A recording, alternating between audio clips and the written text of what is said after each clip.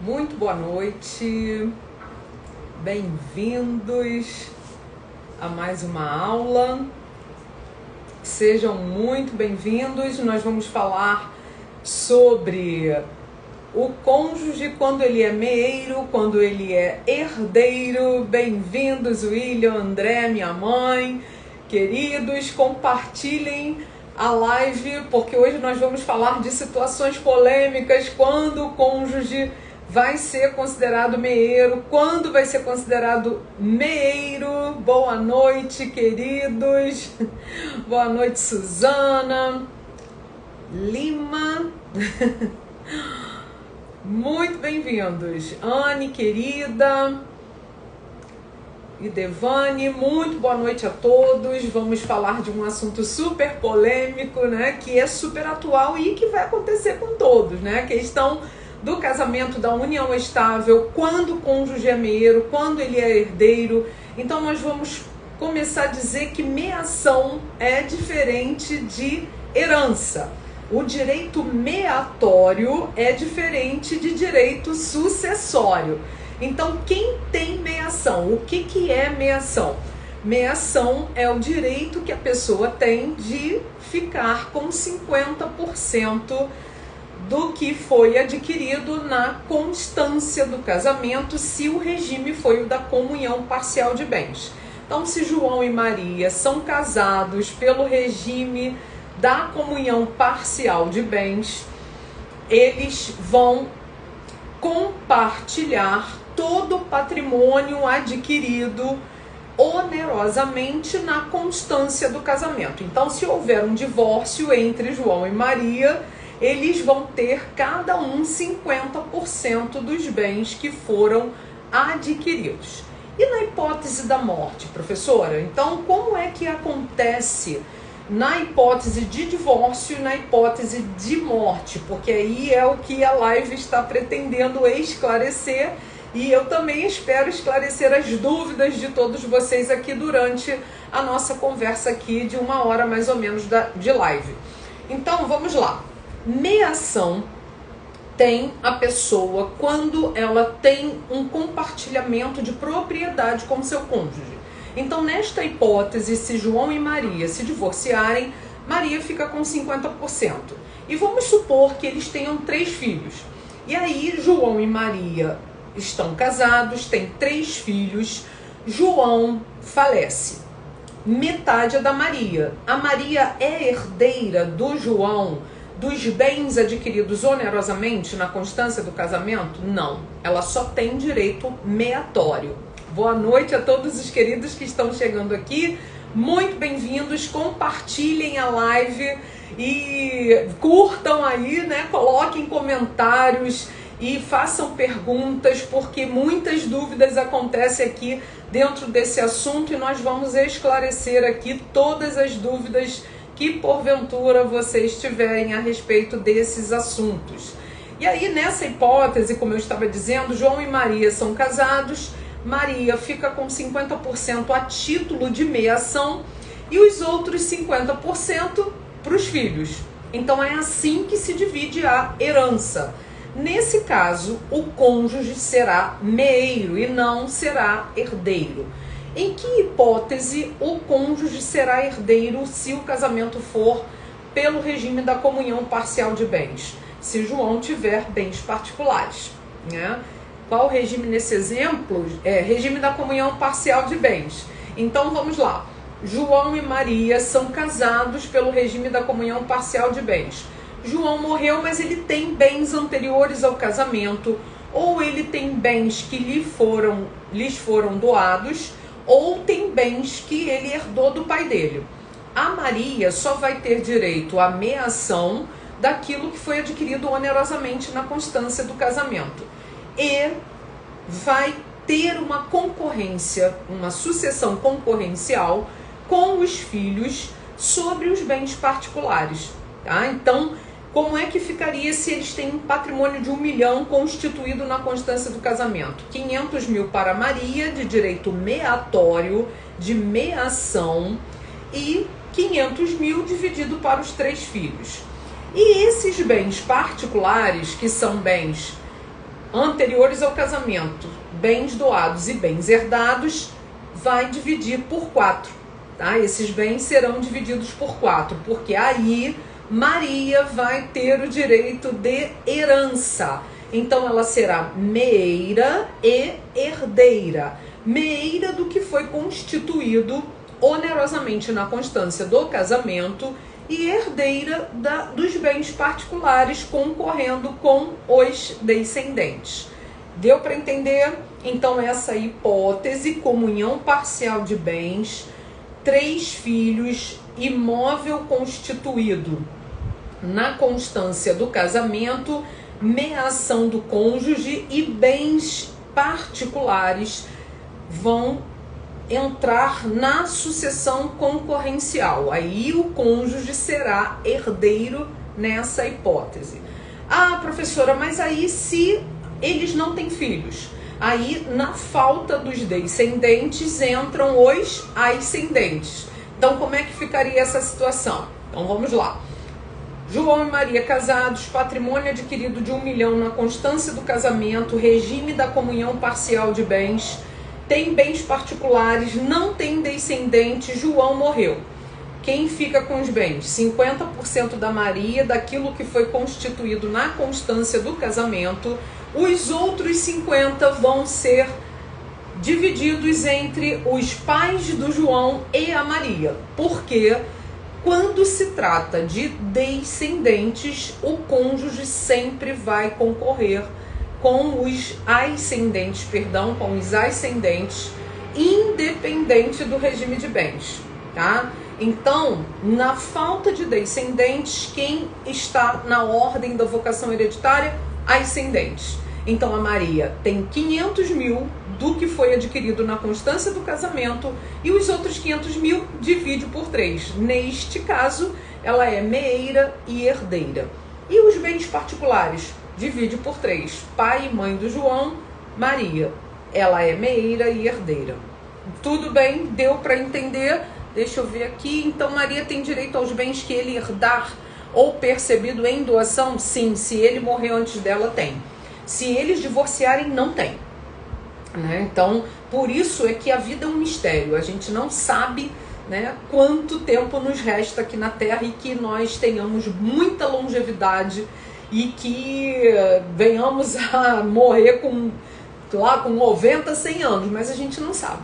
Então, neste caso, se eles se divorciarem, ela não tem direito sobre os bens doados e herdados e nem sobre os bens anteriores, mas se ele morreu antes dela, ela tem. Tá? Então, por isso que é a pergunta. Aí o William está perguntando, e se o João não tiver pais? Se o João não tiver pais, como é que fica essa sucessão? Então, vamos lá. João e Maria casados, pelo regime da comunhão parcial de bens, adquiriu 1 milhão durante o casamento e ele tem bens anteriores. Bens que são anteriores ao casamento, bens doados e bens herdados. Maria fica com 50% da meação do que foi adquirido onerosamente na constância do casamento. E os outros bens? Se João não tem filhos, não tem ascendentes vivos, e aí a Maria fica também com tudo. Por quê? Porque na ordem da vocação hereditária do artigo 1829, o cônjuge ou o companheiro entram na terceira ordem da vocação hereditária. Como é essa ordem? Primeiro, descendente. Segundo, ascendente. Terceiro, cônjuge ou companheiro. E não esqueçam que o artigo 1790 do Código Civil foi declarado inconstitucional pelo STF no dia 10 de maio de 2017 e que a sucessão do companheiro ela é igual à do cônjuge. Então não resta nenhuma distinção, nenhuma diferença entre companheiro e cônjuge. Tá? Então, nesta hipótese, William, quando não tem filhos nem pais, né, não tem descendentes nem ascendentes, aí o terceiro é o cônjuge. Então, o cônjuge fica com a meação, que isso não vai ser inventariado, tá? Porque 50% já é da Maria e ela fica com a herança dos outros 50% e também sobre os bens particulares, justamente porque vamos obedecer a ordem da vocação hereditária, tudo bem? Então tem dúvida assim, ah, mas aí se João e Maria são casados, eles não têm pai, ele não tem pai, né? Ele não tem mãe e ele morre e ele tem uma irmã. A irmã vai herdar? Não, não vai. Por quê? Porque o cônjuge vem antes dos colaterais, tá? E também precisamos observar se o João deixou um testamento. Por quê? Porque quando uma pessoa não tem herdeiros necessários, ele pode dispor da totalidade dos seus bens para quem ele quiser, através de testamento. Então, por exemplo, uma pessoa que queira afastar todos os colaterais da herança, sejam irmãos, sobrinhos, tios, primos, tios, avós, sobrinhos, netos, é só fazer um testamento, tá? E deixar 100% do que ele tem para quem ele quiser. Então ele afasta os colaterais. Agora, uma vez a pessoa tendo descendentes, ascendente e cônjuge, ele só pode dispor de 50% do que lhe cabe naquele patrimônio para ele deixar em testamento. Então nós vamos também observar a existência de testamento. Que saudade das suas aulas! Ah, que legal, né? Que bom que a gente tá aqui se encontrando todas as terças e quintas nas lives, que a gente vai conversando sobre diversos assuntos super interessantes. Na quinta eu vou falar sobre herança digital, vou tocar no assunto da trágica morte da Marília Mendonça, né? A questão da herança dela, da herança digital, e nós vamos tratar sobre esse assunto na quinta-feira. Então é um grande prazer estar aqui com todos vocês e falando sobre esse assunto que é super interessante, né? Que isso causa muita dúvida. Eu vejo até colegas, né, colegas advogados que têm dúvida a respeito dessa situação para fazer um inventário. Boa noite, professora. No caso de testamento, não cabe inventário? Sim, porque o testamento, na verdade, ele precisa ser aberto na justiça, no judiciário. Obrigatório necessariamente. Cumprimento, registro e abertura de testamento no judiciário, mas eu, como advogada, se todos estiverem concordes, eu posso informar ao juízo que aquele testamento será aberto, que não há nenhum litígio entre os herdeiros e nós vamos pleitear na própria inicial para que o juiz autorize que haja a abertura do testamento ali no judiciário, mas que o inventário vai se proceder no cartório, que eu utilizo muito a via extrajudicial, que a gente economiza tempo, economiza emoção, né? Desgaste emocional, desgaste financeiro não precisa, porque no cartório é tudo muito mais rápido, muito mais célere e os clientes ficam muito satisfeitos em relação a isso. De qualquer forma, se tiver testamento também tem que ter inventário, certo? Porque o testamento é a última vontade do autor da herança, é um negócio jurídico unilateral que a pessoa faz em vida com o propósito de deixar claro com quem ele quer que fique os bens, e eu acho muito importante que as pessoas respeitem o que está no testamento, porque é a vontade da pessoa em vida, né? E tem filhos aí que ficam brigando por herança, que ficam tristes quando o pai deixa uma parte maior para um do que para outro. Gente, é dele, ele faz o que ele quer, né? Então a gente precisa entender isso. Então, se tiver testamento, tem que abrir inventário sim, tá? Deixa eu ver. O testamento pode ser questionado judicialmente? Sim, pode ser questionado judicialmente. Por quê?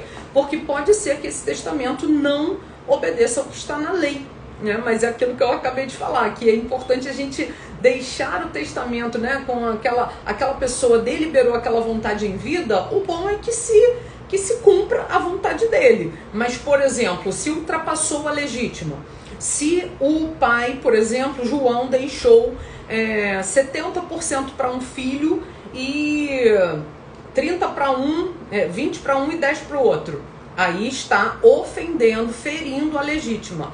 Mas é a vontade dele. Mas pode ser contestado? Sim. Por quê? Porque ultrapassou a legítima. O que é a legítima? 50% do que pertence à pessoa e ela pode deliberar com quem ela quer que fique aquele bem, né? Então ela pode dispor de 50%. Então, por exemplo, eu tenho 3 filhos. Eu posso dispor de 50% do que me pertence para minha filha mais nova. E os outros 50%? Divide para os 3. Tá? Então, 50% eu posso fazer o que eu quero. Eu não posso deixar 100% para ela.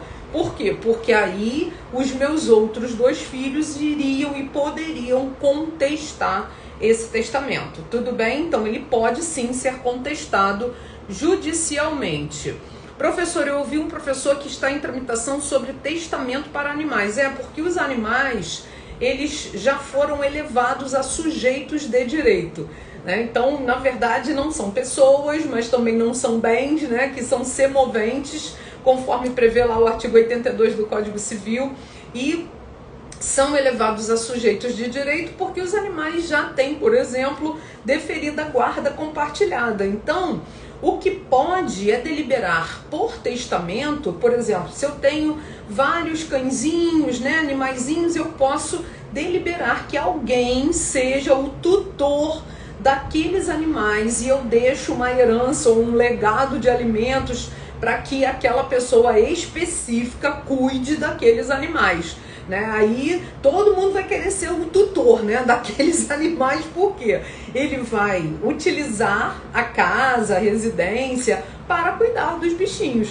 né? Então isso pode ser feito sim, já até pode ser deliberado. O que não pode aqui no Brasil, por enquanto, é deixar todos os bens para o animal. Por quê? Porque o animal, ele não tem capacidade de receber em testamento, mas de ser cuidado ele tem.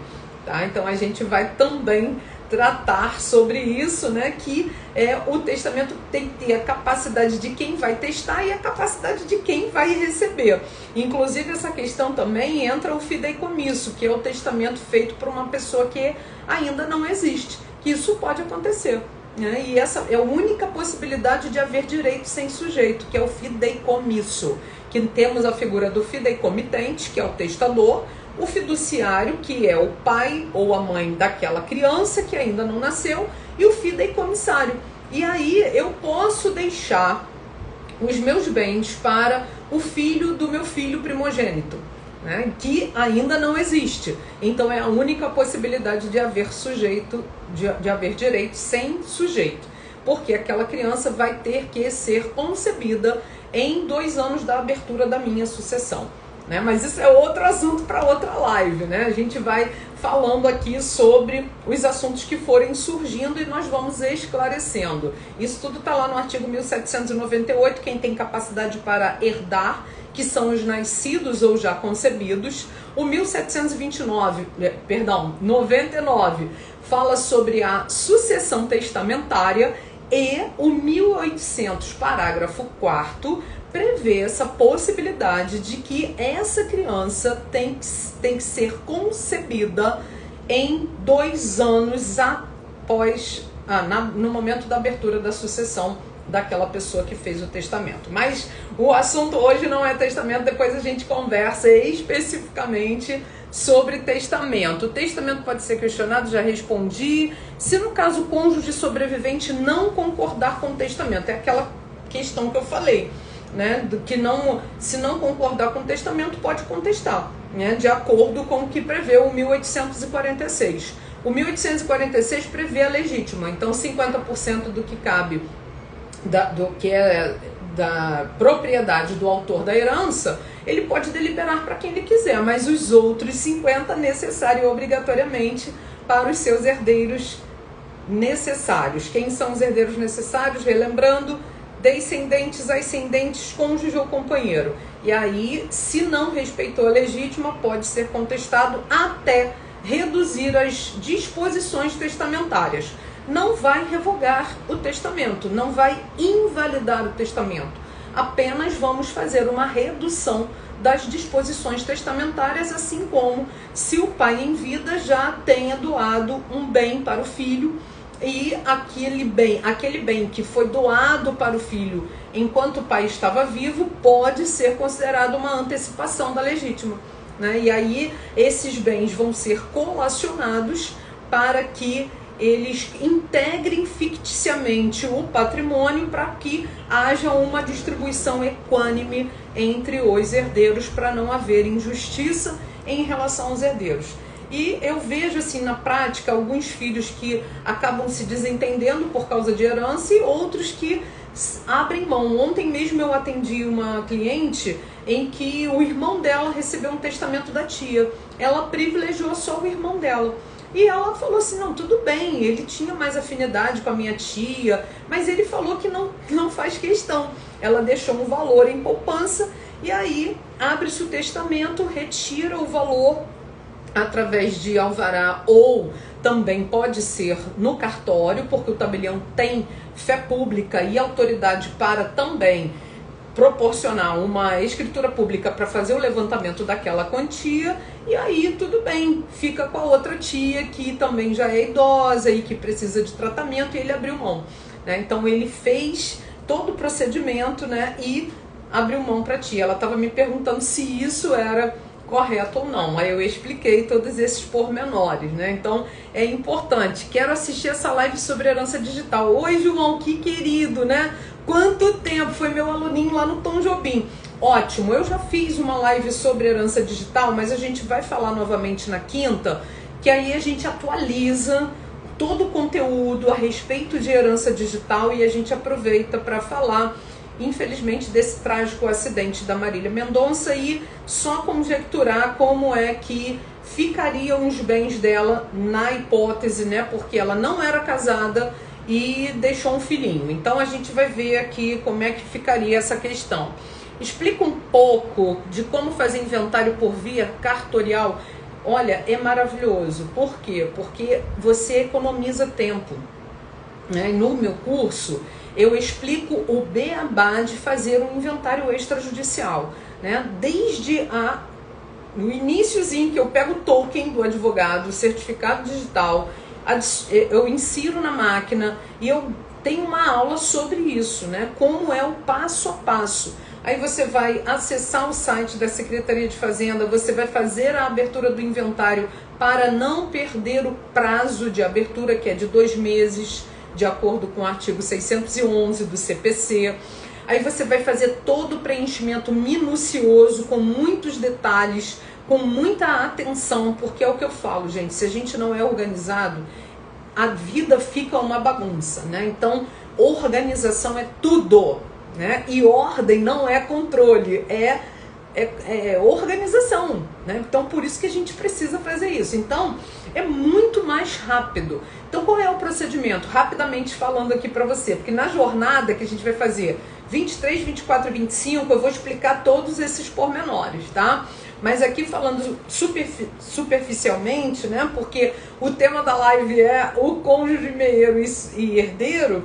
E aí nós vamos fazer a abertura do inventário, vamos preencher os detalhes do inventário, quem é o meieiro, quem é o inventariante, que é o gestor, né? Que na verdade, quando se trata de inventário extrajudicial, o inventariante não vai ter tanto trabalho assim, porque é só aquele que vai ser o responsável por gerir todas as dívidas do falecido, porque dívida não morre com morto, tá? As dívidas precisam ser pagas e, obviamente, só vai haver partilha dos bens quando as dívidas estiverem saldadas, tá? Então, a gente precisa também olhar para isso. Então, eu pago as dívidas, calculo a legítima e depois eu faço a partilha.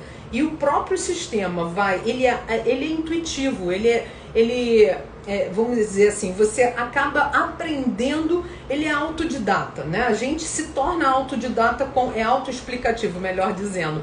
E aí você acaba colocando ali o passo a passo até gerar o DARJ, que no caso do Rio de Janeiro é o DARJ, e também calcular o ITCMD, que o próprio sistema já faz, né? Então, tá tudo lá no curso também, tá? Então é super mais tranquilo. Aí eu faço uma minuta, envio para o cartório, providencio todas as certidões e aí nós vamos assinar a minuta no dia que for marcada aquela ata, a assinatura da ata notarial, que aí a escritura pública ela vai se tornar um traslado que eu vou levar no registro de imóveis para registrar a titularidade do bem, que vai ficar para os filhos, ou os filhos vão renunciar em favor da mãe, e aí a gente vai ver o que vai ser feito, a melhor maneira de se resolver aquela situação.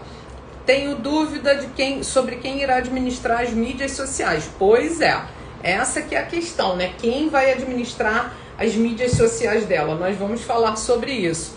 No caso de Maria ter irmãos e não ter seus pais, como fica? Ela é casada? Então, assim, João casado com Maria.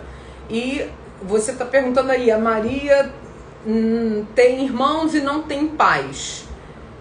Aí eu não entendi a pergunta, né? Porque aqui a gente está falando do João casado com Maria, João morreu e a Maria fica com a meação. Depois, quando ela morrer, aí ela não tem filhos e não tem pais, fica com os irmãos, se ela não for casada, se ela se mantiver viúva. Aí entram os colaterais na ordem da vocação hereditária, tá? Então, assim, a gente vai fazer a distribuição dos bens de acordo com a ordem da vocação hereditária do 1829. Se quiser depois esclarecer mais alguma dúvida, em vida posso dispor do patrimônio? Ou seja, vender tudo que tenho e gastar comigo? Sim. Né? Que é o grande mistério da vida é esse, né? Então, tem pessoas que vivem para trabalhar para deixar bens para os filhos e, na verdade, não estão aproveitando a vida. Né? Então você pode sim vender tudo que você tem e viver de aluguel, né? Então eu vou alugar um flat em frente ao mar e vou viver a vida, vou aproveitar e vou viver de aluguel. Pode acontecer isso, né? Por quê? Porque às vezes as pessoas estão tão preocupadas em guardar dinheiro e não estão aproveitando o melhor da vida, né? Então vai viajar ao mundo, vai conhecer outros países. E tem gente que fala, viajar para quê? Quando você faz uma viagem, não tem preço que pague aquela lembrança, aquela memória, né? Então vale a pena, né? Ensine para os seus filhos que o maior legado que um pai e uma mãe devem deixar para os seus filhos é a alegria da conquista. Então é isso que a gente tem que deixar de legado. Olha, meu filho, você tem que trabalhar para conquistar o que é seu, com dignidade, né? E não ficar dependendo de papai e de mamãe, né? Então é assim que a gente deve proceder. Vai trabalhar, vai conquistar o que é seu, e é na luta que a gente conquista, né? Não há vitórias sem lutas, e é assim que a gente deve proceder. Melhor coisa é fazer um planejamento sucessório. Pois é, o planejamento sucessório ele tem diversas formas, né? Eu posso fazer um testamento, eu posso fazer um seguro de vida, eu posso fazer um PGBL, um VGBL, eu posso fazer uma doação com usufruto, que eu não recomendo muito, mas existe essa possibilidade também, né? Então eu faço a doação para o meu filho com usufruto para mim, então o imóvel já é dele e eu vou usufruir deste bem até eu morrer, né? Mas aí, de qualquer maneira, eu não vou poder vender esse bem, porque eu já doei. Então, meu filho tem a nua propriedade e eu tenho o usufruto, que o usufruto é um direito real, né? Que é elencado lá no 1225. Daí eu vou usar e fruir do bem. Usar, morar, fruir, alugar, obter frutos. Por nada, querida, a senhora é 10, obrigada. E aí... saudades das suas aulas, deixa eu ver mais, isso aí, essa live vai ficar salva? Vai ficar salva sim, tá? E por isso que eu falo, né, compartilhem aí com quem precisa ouvir, que agora eu vou falar do regime da comunhão universal de bens, depois eu vou falar da separação total, né? Então curtam, compartilhem, comentem, e muito bom ter todos vocês aqui. Agora nós vamos analisar a hipótese do João ser casado com a Maria pelo regime da separação total de bens. Então, são casados pela separação total de bens, escolheram assim, né, através de pacto antenupcial, que eu brinco com os alunos que é o regime mais romântico que tem, né? O que é meu, o que é seu, o que nos une ao amor. Não estou interessada nos seus bens, mas no bem que você pode me proporcionar. E aí eles casam por amor, né? E cada um administra os seus bens, afasta a questão patrimonial do casamento e ficam ali vivendo enquanto o amor durar, e se durar para sempre, ótimo. Mas João morreu, né? E geralmente o casal casa com separação total de bens, né? Faz o pacto antenupcial quando, por exemplo, já é o terceiro, segundo, terceiro, quarto casamento, e aí ele tem filhos do primeiro casamento, ela tem filhos do primeiro casamento. Então, para resguardar os bens do filho, eles acham que isso é uma forma de resguardar casando pela separação total de bens. E nem sempre é isso que vai acontecer. né? Eu, particularmente, sou contra, e agora eu estou emitindo um juízo de valor aqui a respeito da omissão do legislador, que o caput do 1829, ele é muito mal redigido, né? Desculpa aí, legislador, mas olha, eu vou te falar, e ainda comete um erro grave, porque ele fala da separação obrigatória e coloca entre parênteses no caput do 1829 o parágrafo único do 1640, quando a separação obrigatória está no 1641 e não no 1640. E ele simplesmente omite, ignora a separação total de bens. Então vamos lá, vamos refletir aqui comigo. Qual é o objetivo de João casar com Maria pela separação total de bens? Que o que os une é simplesmente o amor. Cada um vai administrar os seus bens. Então, não faz sentido a Maria ter direito sobre os bens do João se o João morrer antes dela ou vice-versa, né? Mas é assim que a jurisprudência trata. Eu digo assim, se eu tiver um cliente, neste caso eu vou defender até o fim, né, de que, casado pela separação total de bens, eu manifestei em vida que eu não quero compartilhar bens, eu só quero compartilhar amor, sentimento e não bens, quero compartilhar a vida. Eu não quero ficar num casamento falido por conta de uma questão patrimonial, né? E tem muitos casamentos assim.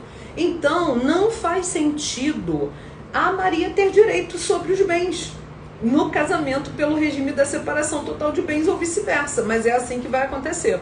Tá? Então, a Maria, ela não vai ter meação, ela não tem direito meatório quando ela é casada com o João pelo regime da separação total de bens, mas ela vai herdar juntamente com os filhos, vai haver uma sucessão concorrencial. Então eles têm, o João comprou um bem de R$1 milhão, mas ele tem bens anteriores, bens que lhe foram doados, também que ele herdou, e a Maria entra na sucessão concorrencial. Neste caso, Maria não é meeira, ela é herdeira concorrendo com os filhos. Ah, e se não tiver filhos? Concorre com os pais. E se não tiver pais, vai herdar sozinho. Então, é um tanto quanto absurdo. Por quê?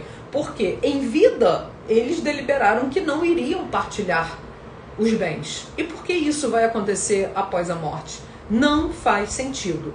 E eu, por exemplo, eu corroboro com a tese do professor Rolf Madaleno, que ele diz o seguinte: eu posso, no pacto antenupcial que eu escolhi, o regime de bens da separação total, que é absoluta, convencional, né, que é sinônimo, são sinônimos, né, a separação absoluta, total e convencional, e eu posso deliberar que eu vou abrir mão da herança. Ah, mas não pode, porque isso é pacta corvina, proibido pelo artigo 426 do Código Civil, não pode ser a herança objeto de negócio jurídico. Gente, mas aquilo ali é um combinado entre eles, justamente dizendo, né, o que nos interessa é o amor, nada mais que isso. Então, na dúvida, porque assim, o que eu creio, né, gente, assim, o direito de família, ele é muito volátil, ele muda conforme as demandas da sociedade, ele é bem dinâmico, enquanto o direito sucessório, ele está parado no tempo e no espaço. Então ele é muito retrógrado, muito conservador, e a tendência é isso mudar. Por quê? Porque o mundo está mudando, as coisas estão mudando e a gente precisa enxergar de outra ótica, não ficar ali fixado no positivismo cartesiano ortodoxo, mas sim ampliar os horizontes, né? De que o que vale é a vontade das pessoas, e por que não fazer e estabelecer no pacto antenupcial essa renúncia, né? Ou então eu já fiz contrato de namoro em que João e Maria estão namorando, registram o contrato para evitar ou inibir uma ação de reconhecimento de união estável, e já coloco na cláusula assim: e que se porventura estabelecerem união estável, que seja pela separação total de bens. Ou seja, é namoro, mas se um dia se tornar união estável, vai ser a separação total de bens. Então, pessoal, o que é combinado entre as partes, o combinado não sai caro. E a gente sabe que um contrato faz lei entre as partes. Não pode um contrato, obviamente, colidir com o direito oficial. Mas enquanto as partes estão ali num combinado, num acordo, num consenso, por que não? Né? Questões, por exemplo, de um homem que tinha 2 mulheres ao mesmo tempo, ele não morava com nenhuma das 2, mas ele gostava das 2, e as 2 sabiam uma da outra. E ele morreu, e elas 2 falaram, olha, eu dava para ele o que você não tinha, e a outra dava o que ele não tinha. Então, uma era a Amélia, que arrumava comidinha, esperava lá ele, né? E a outra era o papo cabeça, o vinho, e aí ele era feliz com as 2. E elas, quando ele morreu, elas entraram num acordo. Teve que judicializar? Não, não precisou. Porque quando as pessoas entram em acordo, é muito melhor. Faz o inventário, divide, e também a pensão divide. Então o INSS, ele vai dividir essa pensão. Mas isso também é outro assunto, né? Deixa eu ver aqui as perguntas. Mesmo sendo um casamento em separação total, a pessoa vai ser herdeira? Pois é, infelizmente. Né? Então, você é ótima, obrigada. É assim, né? Muito ótimas suas explicações, parabéns, obrigada, querido. Querida, né? Julian. Se o regime de João e Maria for o da separação legal de bens e ele tem uma filha sem ser com Maria, como ficaria? Então, o regime legal, separação legal, é a separação obrigatória. Né? Então, na separação obrigatória, não vai haver também concorrência, mas vai haver meação.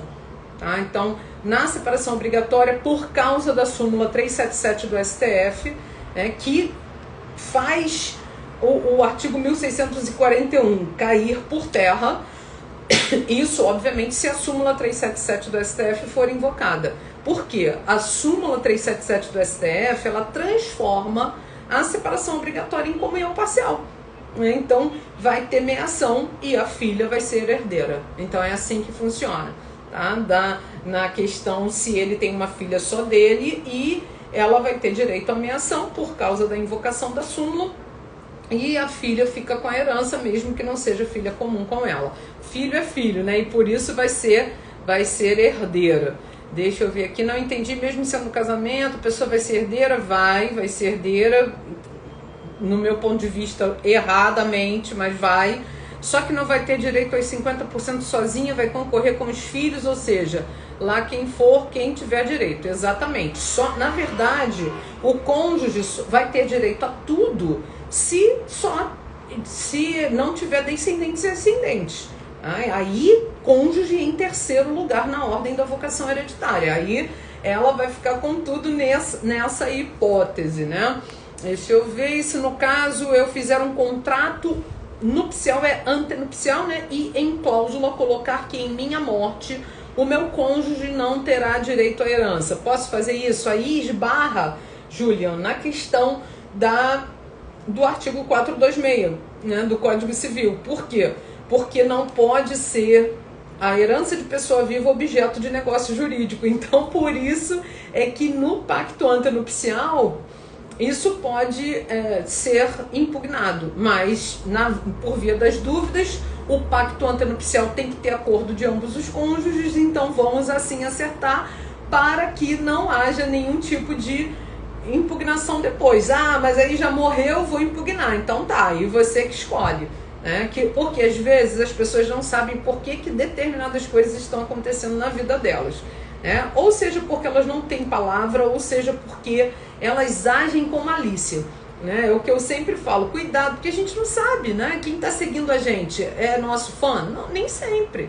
Né? Às vezes os caras estão seguindo para copiar, para falar mal, mas deixa para lá, a gente vai fazendo a nossa parte, né? E o que a gente emana volta pra gente, né? Então isso é que interessa, a gente ter energia boa, positiva, ser autoastral, e assim as coisas vão acontecendo. Talento vem de família, mestre Cláudia sabe muito bem. Muito bom, né? Isso aí, queridos. Aí, por fim, vamos falar da comunhão universal de bens, né? Então, quando o casal é casado pelo regime da comunhão universal de bens, como é que fica a questão da herança e da meação? Então, João e Maria, então terceira hipótese, casados pela comunhão universal de bens, que era o regime que vigorava como regime legal antes de 1977, mas que ele continua existindo. A pessoa pode hoje optar pelo regime da comunhão parcial, pela comunhão universal, como pacto antenupcial. Então, o pacto antenupcial pode ser realizado para escolher separação total e comunhão universal, que não é comum, né? Porque comunhão universal tudo se comunica. Muito bem. João e Maria, casados pela comunhão universal, se separam. Tá? Então, se eles se separam, João tem 50%, Maria tem 50%. De quê? De tudo. Do que foi adquirido onerosamente, do que foi herdado, do que foi doado, do que é bem anterior. Então, herda tudo. Só não vai herdar se tiver algum bem com cláusula de incomunicabilidade. Aí não vai herdar. Mas fora isso, vai herdar tudo. Por quê? Porque o cônjuge é meeiro de tudo no regime da comunhão universal de bens. E se o João morrer antes da Maria? A Maria fica com 50% de tudo a título de meação. Então ela tem direito meatório de 50% e os outros 50% ela vai herdar. E a tributação do ITCMD vai ocorrer somente sobre os 50% de herança, porque 50% já é dela em vida, certo? Então tem advogado que cobra os honorários em cima de todo o patrimônio, tá errado. Ele precisa cobrar os honorários somente sobre o que vai ser inventariado, porque 50% é meação. E outra coisa, a tributação também não vai ser sobre o total do patrimônio. A tributação vai ser sobre o patrimônio que vai ser distribuído pelos herdeiros. Tudo bem? Então, nesta hipótese, a Maria é meeira e também herdeira, ela é meeira e os filhos são herdeiros, tá? Se não tiver filhos, ela vai ser meeira e vai ser herdeira concorrendo com pai e mãe do João. Então divide por 3. Porque, repito, o inciso 2 do 1829 prevê que vai haver sucessão concorrencial do cônjuge com os ascendentes, independentemente do regime de bens, ok? Então sempre vai concorrer com os ascendentes. Só não vai haver a sucessão concorrencial se for com os descendentes, tá? Então vamos lá, recapitulando. João e Maria, casados pelo regime da comunhão universal de bens, têm 3 filhos. Ela fica com 50% de tudo a título de meação e 50% vai ser dividido pelos 3 filhos. Se não tiver filhos, 50% para ela de meação e 50% dividido por ela e o pai e a mãe do João. É assim que se faz a conta, tá? Então é assim que se calcula. E se o João morreu, não deixou filhos, não deixou pais e não deixou avós, né? Não deixou ascendentes nem descendentes. Maria fica com tudo. 50% de meação, 50% de herança. Tudo bem? Então é assim que a gente vai proceder. Só a título de esclarecimento, né, que eu contei até em uma live, uma dúvida de um cliente, que olha só o que aconteceu. João e Maria casados, tá? Comunhão parcial de bens. Divorciaram, não fizeram partilha, que eu não recomendo que isso aconteça, tá, gente? Se você está divorciando, faça a partilha. Professora, é obrigatório? Não, não é obrigatório fazer partilha. O 1581 permite que haja divórcio sem partilha. Mas por que é bom fazer a partilha? Porque aí eu não vou ter mais nada com o ex-cônjuge. Gente, a gente precisa fechar ciclos, né? Senão os bens ficam em condomínio e depois aí há um problema. Pode ser feita a partilha depois, sim. Só que no caso dessa cliente, olha o que aconteceu. João e Maria, casados pelo regime da comunhão parcial de bens, não tinham filhos. divorciaram e não fizeram partilha. Ela ficou no bem, na posse do bem. E depois de 9 anos, ele morreu. Então, 9 anos após o divórcio, ele morreu sem fazer partilha. E agora? Tem que entrar no inventário, né? E aí ele não tem filhos, ele não tem pais, só tem 2 sobrinhos. Os sobrinhos são os herdeiros dele. Então vejam que polêmica terrível. Que, poxa, o João e a Maria conquistaram aquele apartamento e agora os sobrinhos que não tem nada a ver com isso é que vão herdar metade dos bens. Então não faz sentido, não é justo no meu ponto de vista que isso ocorra. Então por isso que as pessoas precisam regularizar suas vidas, né? Então eu faço uma pergunta aqui para a gente se encaminhar para o final. O que você precisa colocar em ordem na sua vida? O que você precisa arrumar na sua vida? Então coloque sua vida em ordem, porque a gente não sabe o dia de amanhã. Então a gente precisa realmente ajustar a nossa vida, sentimentalmente falando, profissionalmente falando, pessoalmente falando, juridicamente falando, judicialmente falando, em todos os aspectos. Comece arrumando a gaveta do seu guarda-roupa, né? Depois, aos poucos, você vai regularizando. Registra a união estável, termina de vez, casa, converte a união estável em casamento, faça testamento, faça o que você quiser. Venda tudo que tem, vai morar de frente para a praia, curtir a vida, né? Porque você já, às vezes, está cansado, vai lá, vai aproveitar um pouco a vida, né? Por isso que eu sempre resguardo lá um tempinho. Para mim é isso que a gente vai viver, assim que a gente vai viver, porque na verdade tem um ditado que fala assim, né? A gente leva da vida a vida que a gente leva, mas nem a vida que a gente leva a gente vai levar, porque a gente vai morrer e vai ficar num sono eterno, né? Então a gente tem que aproveitar enquanto tem vida, e a vida que a gente leva é que vai tocar a alegria que você tem, a energia que você tem, né? Deixa eu ver o que vocês estão perguntando aqui. Em caso de divórcio que o cônjuge herdou, não entra na minha ação? Não, em caso de divórcio, eu não entendi muito bem a pergunta, né? Então, em caso de...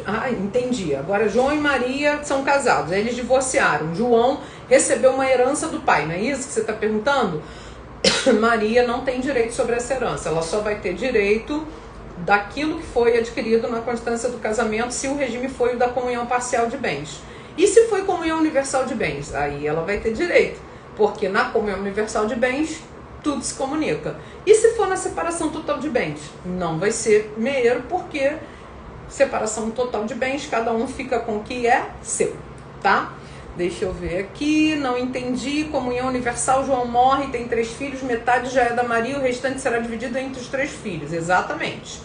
E ela será herdeira? Não será herdeira. Por quê? Porque o próprio caput do artigo 1829, na verdade o caput não, o inciso 1, que ele fala assim, ó, a ordem da vocação hereditária defere-se, a vocação hereditária defere-se na seguinte ordem, inciso 1,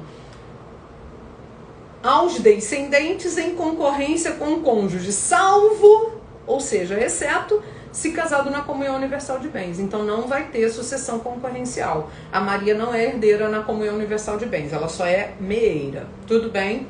Então, se concorrer não vai concorrer com os descendentes, só vai concorrer com os ascendentes. Tudo bem? Então ela não concorre com os filhos, ela é meeira de tudo e os filhos são herdeiros. Se não tiver filhos, ela é meeira e também herdeira, concorrendo com os ascendentes. Eu sei que isso é um assunto, amei sua live, obrigada, adorou a aula. Gente, um beijo para vocês, fico por aqui, né? Hoje a aula foi muito dinâmica, eu adoro quando vocês participam. E na próxima quinta-feira, então não deixem de me seguir aí, curtir a live, né? Curtir aí o que a gente está falando. Depois eu vou deixar salva, depois vocês podem fazer alguns comentários. E na quinta-feira vamos falar sobre herança digital e vamos tocar no assunto da trágica morte da Marília Mendonça e como vai ficar aí a administração dos bens dela e também dos bens digitais, tá? Um grande beijo para vocês, fiquem com Deus, até quinta-feira, se Deus quiser. Um beijo pra vocês. Tchau, tchau, queridos. E quem tiver interessado no curso, link lá na minha bio pra gente participar da jornada de família e sucessões, tá? 23, 24, 25. Clica lá no link e entra pro grupo, que vão ser 3 dias gratuitos de aula maravilhosa. Aulas maravilhosas. Beijos, fiquem com Deus. Tchau, tchau.